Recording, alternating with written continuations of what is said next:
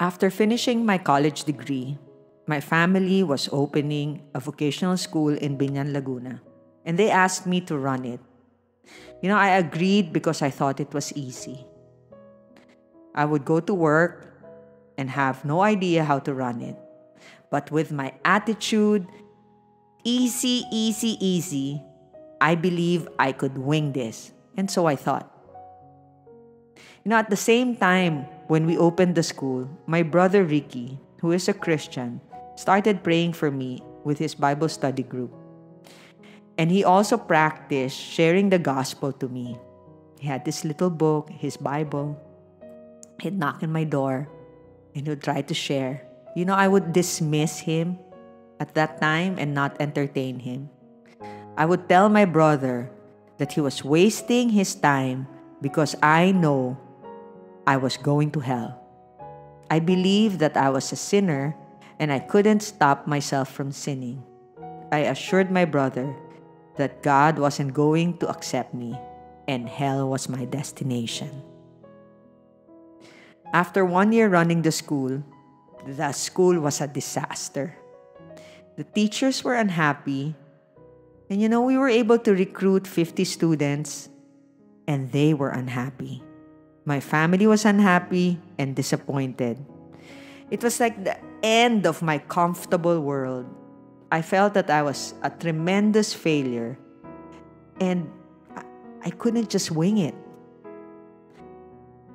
I remember vividly, I was in the office one night weeping. Failure and disappointment filled my soul. The anguish of failing put me in a primal scream position, and all I could pray was, Lord, everything is my fault. Help me.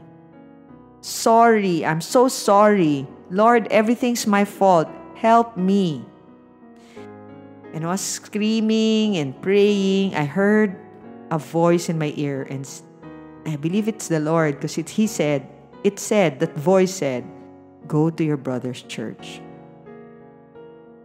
I heard that voice, I believe it's God, spoke to me on a Wednesday. I couldn't sleep waiting for Sunday. I told my brother, God told me to go to your church. Can you accompany me? Because I don't know where the church is. He said, it's in Makati Sport. The service is at 10. I can't bring you, my brother said, because I'm an usher. I need to be super early. And I go, what? Okay, fine. I'm just going. I felt that I was determined to go. Sunday came, and all I knew is what Ricky said. The service at 10 a.m., it's in Makati Sports. I had no idea where that was. It was 1996. No Google Maps or Waze yet. Worse, I had no car, and I only had 200 pesos in my pocket. So I got dressed. I went out of the gate, and I prayed, Lord, you told me to go to my brother's church. Please bring me there. Please bring me there.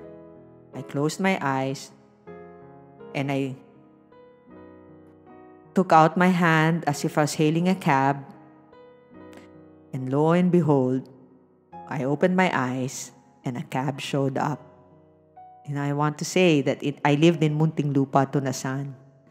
At that time, cabs were not frequent in our area.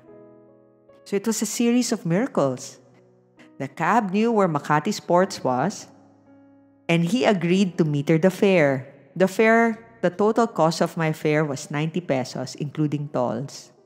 Again, another note, most cabs during the 90s overcharge. So when I got to the church, I noticed that people were dressed up strangely. The females were wearing dresses, and the men were wearing high-waist slacks and long sleeves, while I was wearing my Englishman in New York outfit.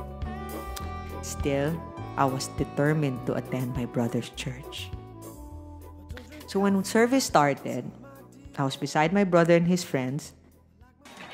There was a band. I super love music. Having a band in church was mind-blowing. The music was danceable, And my brother beside me was shocked that I was dancing. I even raised my hands the 80s dance way. I was enjoying my time in church. When the music got slower and more intimate, I noticed tears were flowing, and I was overwhelmed with peace, and love gripped my heart. During I think the songs of worship, when people were singing, I felt that God accepted me. The music moved me. Even the pastor, when he was preaching, I felt he was just speaking to me. After the preaching, after the service, he asked if anyone wanted to surrender to Jesus Christ.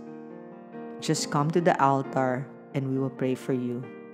And I was the first one who came, who went in front. I did not try to be good for God. I just came forward as bad as I was.